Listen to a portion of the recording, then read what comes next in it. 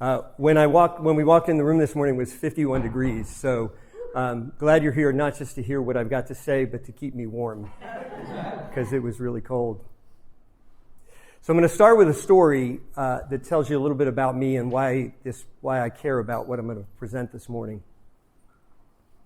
So at one point in my life, I was a software developer. I was a software architect. And frankly, I kind of thought maybe project managers and managers maybe weren't very bright. Because our projects just always seemed to go awry. But then, unfortunately, I became a manager. And then I realized that there was something deeper going on, that really we have these problems in our organization that require us to think more deeply about the way we do organizational work. And what that began with was me getting more and more into the field of organizational change. But as I dealt more deeply with organizations trying to make changes in what they did, I realized that really underneath it all is culture, who we are and how we show up. And so that's the work that I've been privileged to do over the last 4 to 5 years. But what I'm coming to realize is that there's a lot of things that we do repeatedly, and there's a way to actually begin to present culture and culture change in a way that is strategic but repeatable. And out of that comes this idea of what I call the strategic culture catalyst. And I want to share that with you this morning. You are literally the first audience that has ever heard this presentation. That's how highly I think of 1 million cups. So, when we think about leadership training, concepts like that, it's often true that we think, at least in certain circles, that we've gone beyond that, right? We think the future garage, this is from Business Insider this past week, the future of work is digital and the startup garages are Zoom and Slack assisted by AI. And so, in light of that, do we actually still need leadership training? And to answer that question, I would suggest we ask the board of OpenAI.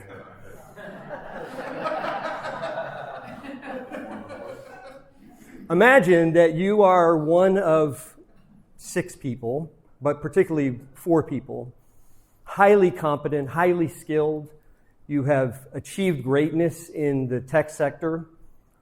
And now you are in charge of one of the most important companies, about to be a $90 billion unicorn, leading the charge on the most important technology product of our day. And still, in light of all that, they still struggled to figure out how to handle a difficult situation. So is leadership training necessary? Absolutely. So here's what I want to do. I want to do an exercise, and we're going to test this theory of how good you are able to work together as teams. I want you to break up into groups of 4 or 5 people. So let's do that first. And then, actually, let me start. How many of you know how to recite the alphabet? Okay, good. You're going to get a chance to prove it. So I want you to break up into teams of 4 to 5 people. All right, so do that first, and then I'll give you the instructions from that point.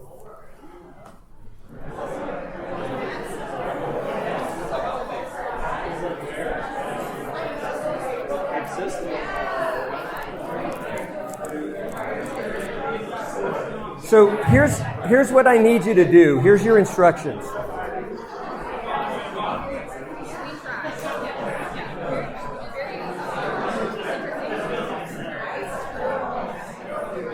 All right. Snap if you can hear me. There we go. So here's your instructions. You need to recite the alphabet as a group in cadence.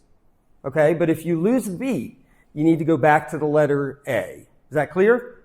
All right. So you have to recite the alphabet as a group in cadence. And if you lose the beat at anywhere along the way, you have to go back to the letter A. Ready? Go. B. A. Q. Pandemic.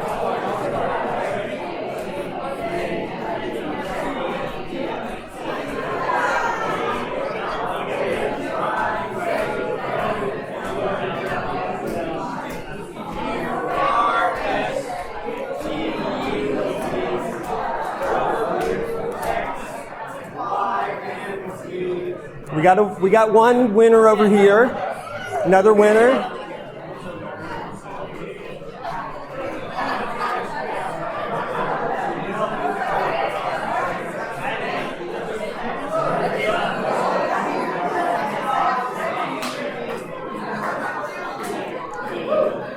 All right, let me get you to come back together now.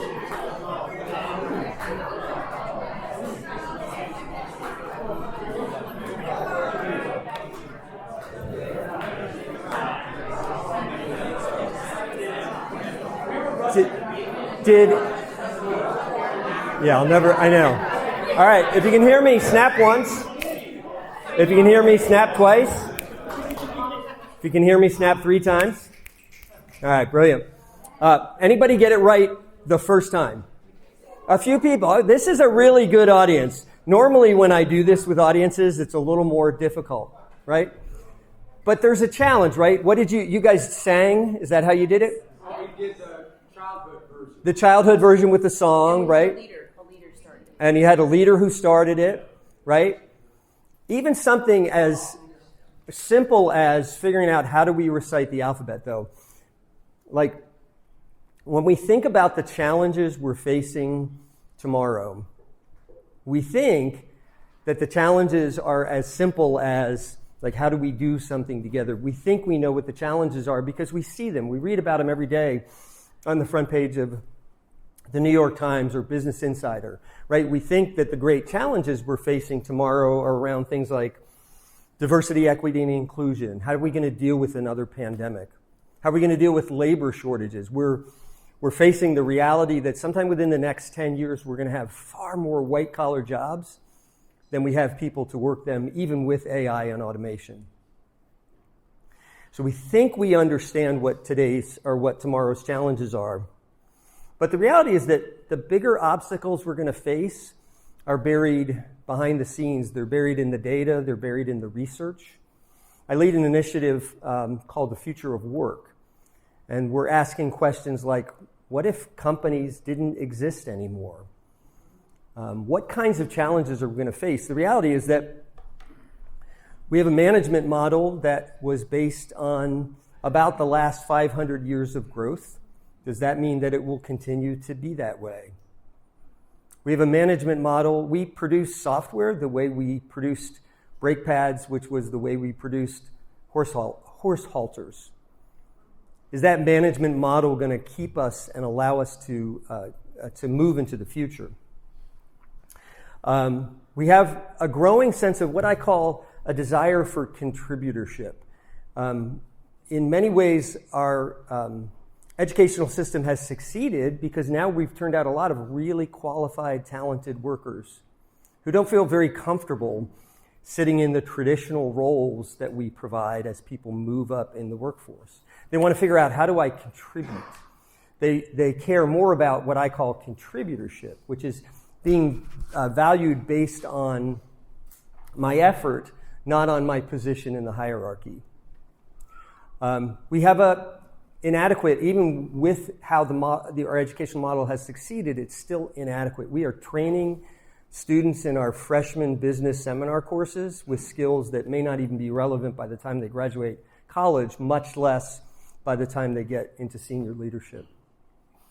And we have we've seen the failure of venture capital to provide anything but derivative solutions. When we look at the great problems that we're facing, yes, we recognize them. Problems like return to office, diversity, things like this, but beneath that are deeper systemic issues. And the individuals that are going to be required to get through that, to build the companies that will succeed in an ever-shifting world, is what this product is geared toward. So here's my fundamental premise, that change-resilient people create future-proof organizations. That the work, we often do work at the organizational level. We try to figure out how to equip employees. But going back to the OpenAI example, it's often the leadership that is not ready in terms of emotional intelligence, in terms of future-looking readiness to actually lead the organizations moving forward. So I'm rolling out a new product called Strategic Culture Catalyst. And it does three things. It equips leaders with the essential skills to handle any challenge. Not how to handle the challenges we know, but how to be personally resilient, how to be what I call change resilient, so that they can handle any challenge that comes their way. We're going to equip individuals for future-proof leadership, so that it really doesn't matter what comes our way. I was talking to a potential client yesterday, and this client they figured out how to prepare themselves for remote work long before the pandemic ever hit.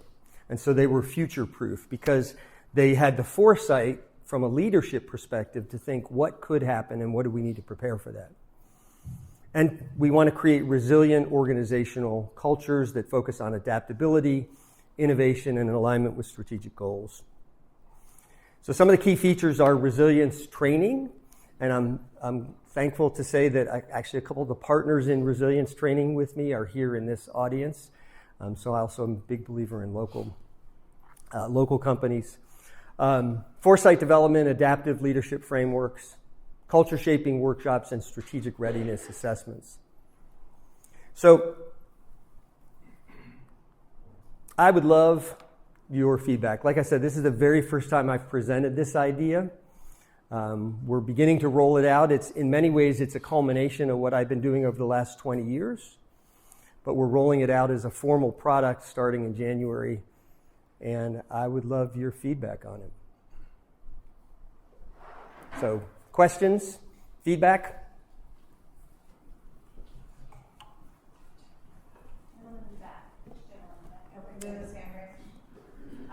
Beard. Serving the beard. Hey, Will, thanks so much. That's really interesting. I'm really curious how, when you're communicating the value of this, how you're articulating what would the KPIs be or outcomes or returns on this kind of leadership development. Yeah, and this is one of the things that I've struggled with, and anybody who's worked in organizational change has struggled with this as well, because the KPIs are often what are perceived as soft skills, which is the absolute worst term that we could use for the things that are most vital for the success of organizations.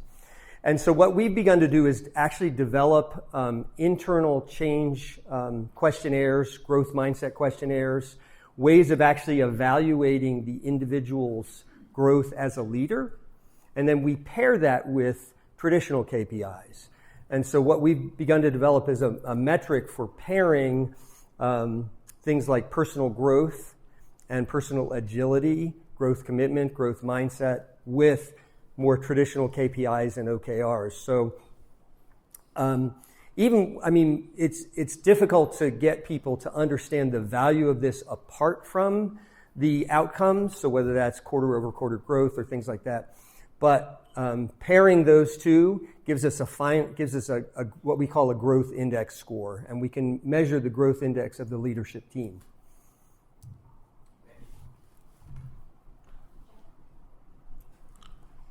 Since you're starting out, who's like your pilot or target customers? Who's your ideal customer to launch something like this with? Thank you. I love that question. Our ideal customer is a small to medium-sized business that is preparing for their next level of growth. So if you're familiar with the idea of the S-curve and jumping the S-curve, our belief is that these kinds of skills are precisely what's required for companies to be able to jump to the next level of innovation, to jump the next S-curve. So our ideal customer for this product is small to medium-sized businesses, particularly those that are looking to disrupt industries or do something that is kind of non-derivative. They're not just trying to figure out how to do something a little bit better, but they're trying to figure out how to work on really big issues. Hey. So a lot of this is somewhat abstract, and while I can certainly see the value in it, what about the rest of the team, the rest of the management team? How do you articulate it in a way where there's a sense of urgency? Because while I know it's a must-have, they may see it as a nice-to-have. it's it's not a pain point today. It's more of a preventative cure for problems down the road. So, are there postmortems of companies that didn't use the strategy that went awry? Are there ways to put it where, when you're selling it to your team, that it does bring a bit more of the urgency into the now? Yeah. So how do we sell it to the team? And actually, my prime customer is actually a CIO, because they understand the value of this in relation to technology implementation. So how do we actually get the team thinking creatively? How do we get them using technology creatively? How do we get them using information creatively? But one of our strategies, and it's what we're going to be working on first, is actually figuring out how to get teams and individuals, I should say, introduced to the concept. And so working with one of my partners, we're actually developing a Intro to Culture Change course, which will actually serve as a paid lead magnet to get people involved. Because the part of the problem is these are concepts that weren't taught in business school. We think of them as soft skills, so we think of them as peripheral or secondary to the work that we do. And so the real goal is to figure out, how do we get a change agent on that team? How do we get somebody committed to this idea who then is able to sell it to the rest of the team?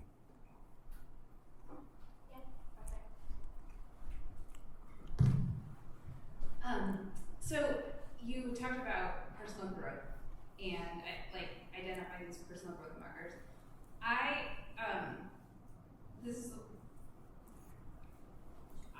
I'm sorry.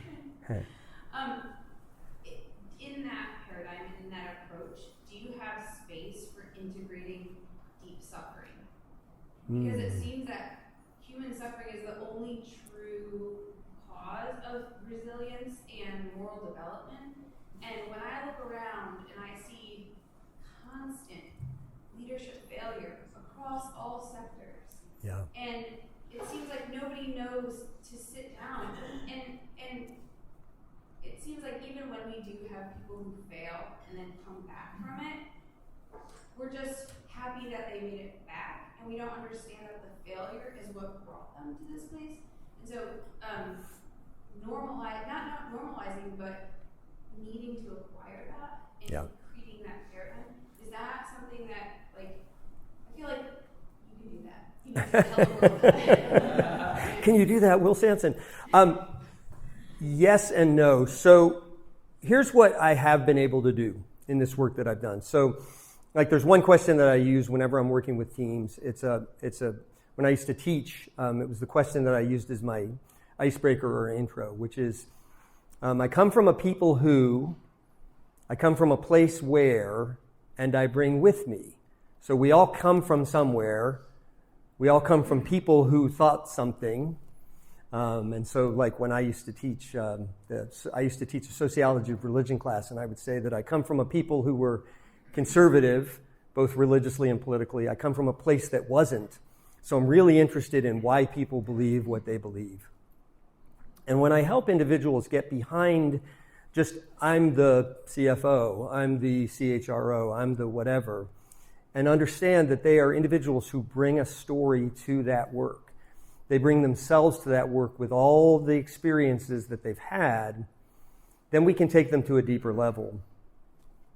Getting to that level which I know what you're referring to, can we actually help leaders be aware of their trauma? Can we help them be aware of the wounds and how that relates to how they show up? That may be beyond the scope of this product, but in a world I would dream of, it would make them aware of those things and help them and give them the interest in seeking out healing in those areas. Yeah, I mean, a lot of our people are deeply wounded. A lot of our leaders are deeply wounded. They're carrying around all these stories and all this pain, which inhibits their ability to show up well.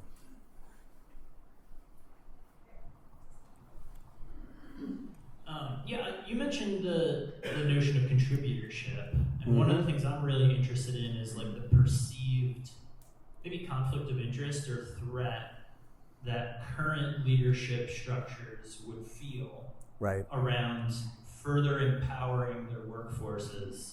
So I'm curious if you could speak to that. Absolutely. And to go back to the OpenAI example, that's exactly what we saw there. We saw people trying to work out their own story and not necessarily operating effectively as a team, because what they cared about more deeply than the future of this product, the future of the company, any of those things. But similarly, I think we see a lot of people hiding behind titles when you don't necessarily have the capacity as a team to lead in all areas. So one tool that I use, I have a partner over in Holland called Human Insight, and they use a tool called the AEM Cube. And basically it looks at what people think they contribute along 3 different spectrums. People to content, exploration to process optimization, and then how do they handle complexity. And what we find often, I did this with a small real estate firm, and the CEO was saying, I'm out front, I'm leading, I'm saying I'm giving all this bold vision, and my people can't follow me. And when we looked at them, he was a high off the chart explorer, and all of his people were process optimizers. And they were trying to figure out why they couldn't pick up on what he was laying down, because he was laying all this big picture vision, and they were just trying to get stuff right?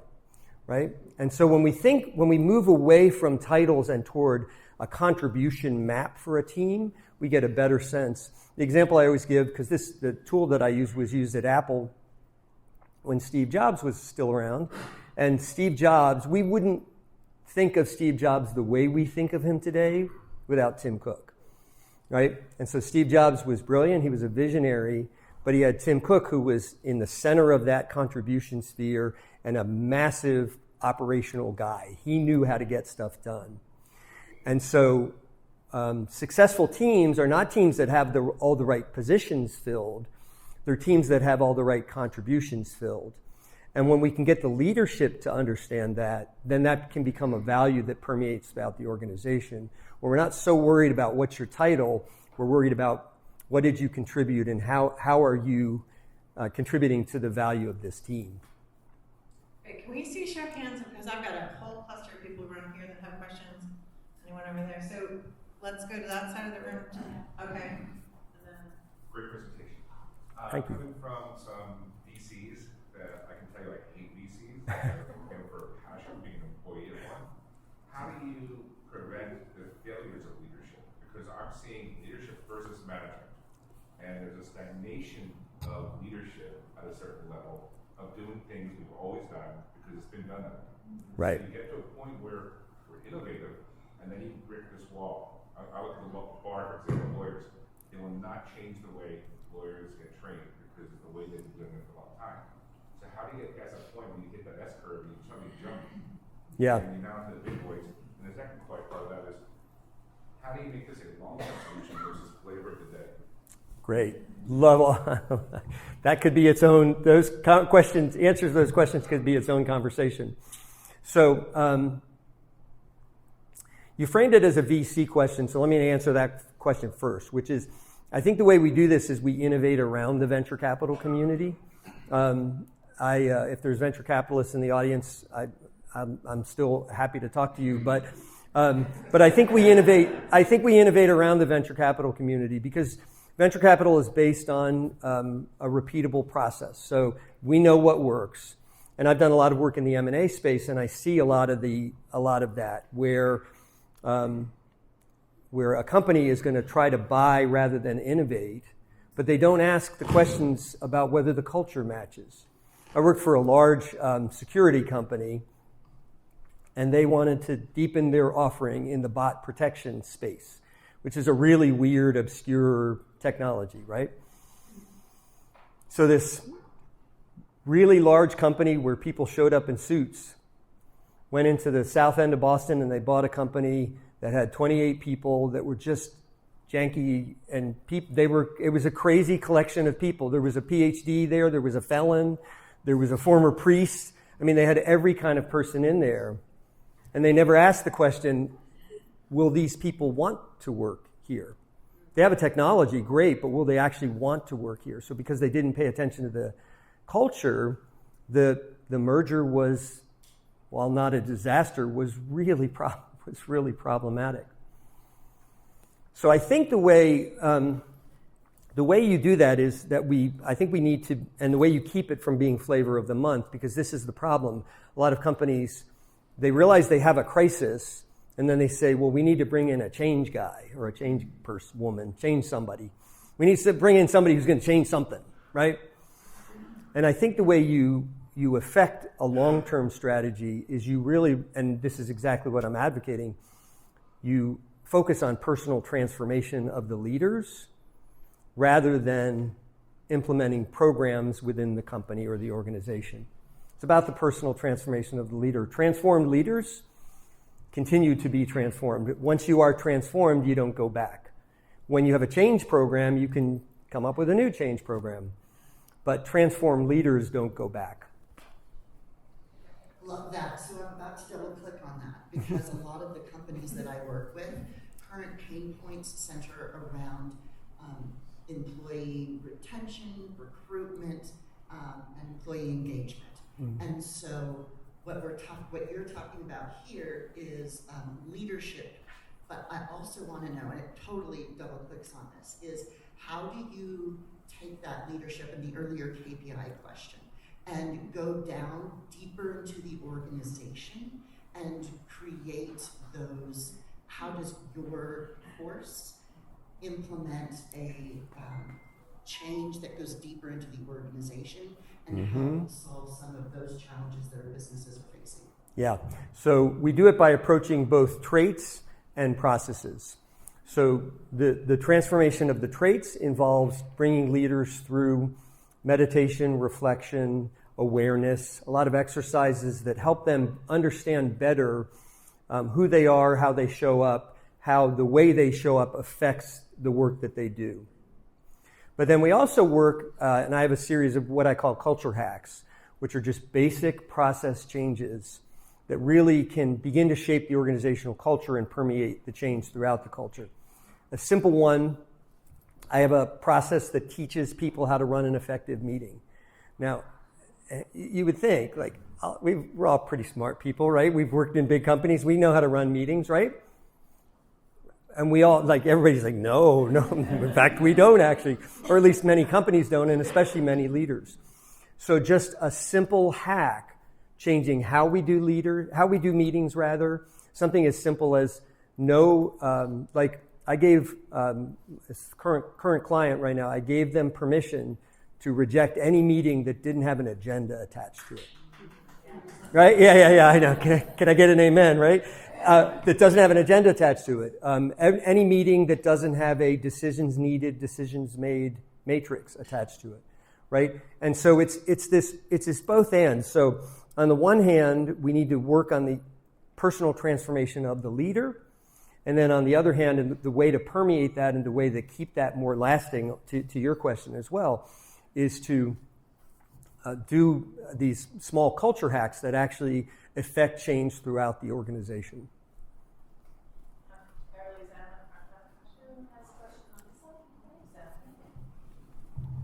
Thank you. Okay, so I'm looking for something to wrap my head around. What does this look like? Do you do individual coaching first or group sessions first? How long does it take? How much investment might it be? And then also as a comment, I'm sure you have lots of experience. I'd love to see some testimonials on here from previous clients. Okay, great. Yeah, in terms of how we implement it, and we're taking what has been a largely hand-rolled process over the last 20 years, and I'm turning it into a formal product. But it really starts with just awareness and even finding unique ways to bring basic concepts of awareness to the table. So one of my partners right over here in Better Than Unicorns is going to help me. We're actually developing a VR approach to building trust. So I have a partner, his name is Joseph Myers. He wrote the book Trust Me. He's a worldwide expert on trust. And trust is one of the key elements when we look at survey after survey. Do I actually trust the people on my team? So finding ways to just build basic trust within the team members. So it does start on a team level. We do individual coaching and then we do team coaching as well. Yep. Hi, thanks, Will. Thanks for bringing up the topic on soft skills. That's something I've been focused on recently as a senior in the business department at UNCA. But the question I wanted to ask, in my personal history, I find myself, I've left the Navy as an engineer and stumbled into a project management role in academia. Right. And I realize now that I'm older and understanding these things, that I was a change agent. What advice or what strategies do you have to keep the change agents from leaving the organization due to failures of leadership? Yeah. I'm laughing only because I struggle with the same thing. I mean, literally, that's as recent as a client conversation I had Monday. Because if you work in any leading organization, particularly tech, retention is the issue. And when you get change agents, when you get people that are interested in changing and being change agents, when you get people that are interested in doing more than simply showing up and making sure the boxes get checked, those people are difficult to hold on to if they don't fit into the culture.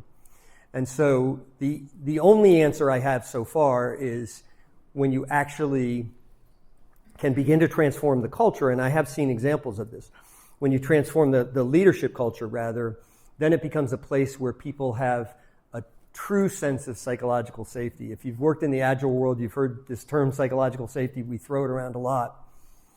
But mostly what that means is I want other people to be risky in trying things, not me, as the leader. But building in the leadership that sense of I know myself well enough that I feel okay showing up, and even okay showing up when I make a mistake, that builds a sense of psychological safety that allows then people who are change agents in your contributor base, whatever that is within your employee base, where they feel comfortable trying and contributing because they realize it's a culture of contribution. Google did this very successfully. I think they're struggling with it now, and we've seen a lot of layoffs in the tech industry. But Google did this very successfully, where they literally required people to spend 10% of their time thinking of new ideas, new approaches, things that they hadn't thought of before. And some of their most innovative products came out of that. But I do think it comes with the transformation of the leader so that they feel comfortable exhibiting psychological safety in their own work.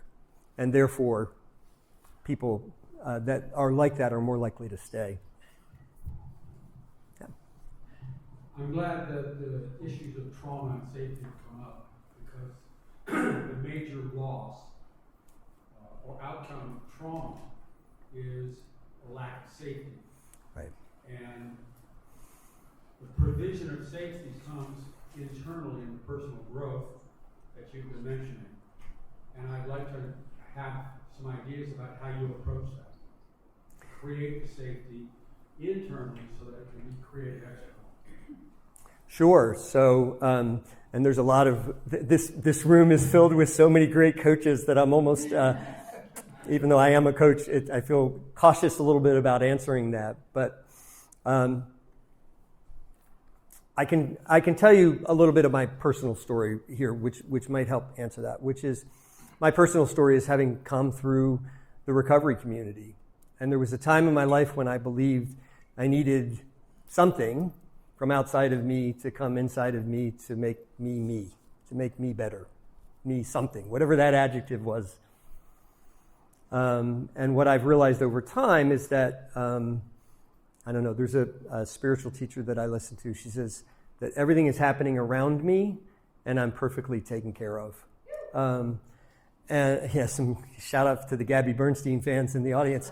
But when we take that approach, we realize that we have within ourselves the capacity not to heal. And our friend Brad Stuhlberg isn't in the audience, but shout out to Brad if you get a chance to read his New York Times column from the last couple days about pain and going through times of pain. We go through times of pain, and we live in this culture where we think we're supposed to make sense of it all. It's for our growth, and we're supposed to be these resilient, make our way through anything kind of people. And sometimes pain is just pain. And when we come into better sort of awareness of ourselves, then we can contribute better. A few years ago, I did a lot of work on interdependence. A lot of my public work was on interdependence, kind of how we help each other succeed. And if you've read Stephen Covey's book, The 7 Habits of Highly Effective People, 3 of them are habits of interdependence. How do we help each other succeed? But what I'm finding is that when I can find within myself the resources to move toward healing, not to ever be healed, but to move toward healing, that I then can show up and contribute more successfully to the people around me, whether that's a leadership team or a community effort or my family. And that's really kind of at the heart of what's driving this product, frankly. How do we help leaders connect with themselves in a way that allow them to show up well for the others on their team and allow them to be resilient? So I'm not sure, does that... Part of the question is how does the leader socialize that through his team and the succeeding teams that they manage? Vulnerability and authenticity, telling authentic stories. The way you do it, like we're so afraid to share our stories because we think, what are they going to think? What's that person going to say? I have found over the years that when I can get a leader to be authentic and vulnerable and share their stories, which starts with understanding their stories. Do they even understand themselves well enough to show up in that level of vulnerability and authenticity? But when they do and they are willing to behave that way, it's the most transformative skill I can teach a leader is to be authentic and vulnerable. Okay, I think we've got time for one more question. Okay. Hi. Thank you very much for the presentation. I appreciate a lot of the safety and I guess safe and sound protocol and all this. I have a question that's more related to sales and how you find your customer. And it would seem in my imagination that there's sort of 2 overlapping Venn diagrams of like, well, one is a person who's risk averse enough to want to bring in an outsider to help educate them on this. They know they need help, but someone who also is risky enough to tamper with the status quo. Right. So how do you find people at that point of search, or how do they find you? You know, how do you identify those people? Because those 2 things are kind of at odds in my mind. And maybe that's incorrect. So that's what I'm curious about. No, they are at odds, and how you find them is that's as recent a question as this morning's planning session. It's a tricky question. I think the way you do it though is anytime there is a new idea in the marketplace, what is it? I believe it's the UPenn statistics is it takes 25% of people believing that idea is worth it before it begins to take over. And so for me and for the team I work with, it's a matter of getting the concept out there, going to talks like this, using the footage from a talk like this, beginning to build reels, beginning to help people understand. I think people generally understand what's buried beneath the data in return to office and just all the quiet quitting and great resignation. What's buried beneath all that data is the sense that we need something deeper. And so for us, that looks like sharing this message wherever we can. Certainly a lot of it, I do a lot of direct sales conversations as well. And then it's also just inviting people to get a small taste. And I think I mentioned earlier, we've got a sort of an intro to culture change course that we're developing, which will be a way of getting people just aware of the ideas and the concepts so that they can help evangelize the concept as well. But it is tricky when you're creating a market. There's a lot of organizational change practitioners out there, people that are doing culture at this level, not many. And so we're creating a new market. And frankly, I'd love any thoughts or suggestions you've got as well. That's part of why I wanted to present here this morning. So. Awesome. Well, let's give it. All right, thank you. Switching back to refresh it. Well, let's give a hand to Will for today's presentation.